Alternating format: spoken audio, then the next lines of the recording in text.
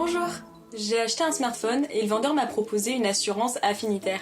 Mais à quoi ça sert? Assez méconnues des consommateurs, les assurances affinitaires sont pourtant généralement proposées en complément de l'achat d'un bien ou d'un service.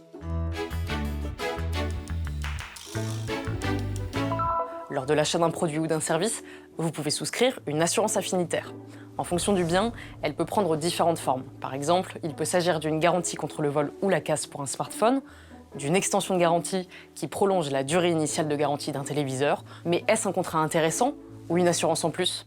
Avant de signer un tel contrat, il est important de bien lire ses conditions générales car elles peuvent être restrictives.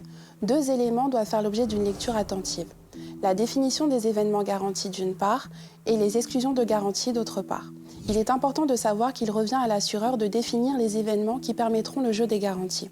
Ainsi, une bonne lecture permet d'éviter les mauvaises surprises. Un autre point important à vérifier, c'est son coût, afin de vous assurer que le tarif proposé pour cette assurance est intéressant par rapport au montant des garanties proposées, notamment en fonction de la vétusté. Par exemple, certains contrats prévoient uniquement l'indemnisation financière sans qu'il ne soit possible d'obtenir le remplacement à l'identique. Concernant le montant de l'indemnisation, il est important de savoir qu'il peut dépendre de la dépréciation du bien assuré à compter de l'achat et jusqu'à la survenance du sinistre.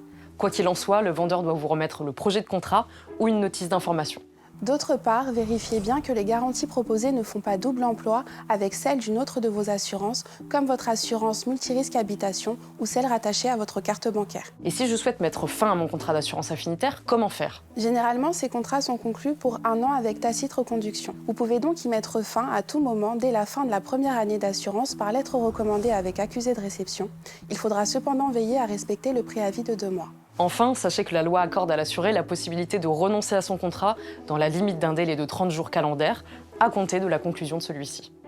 Voilà, vous savez tout, ou presque tout. À très vite pour un nouveau Consomag et retrouvez toutes les informations sur inc-conso.fr.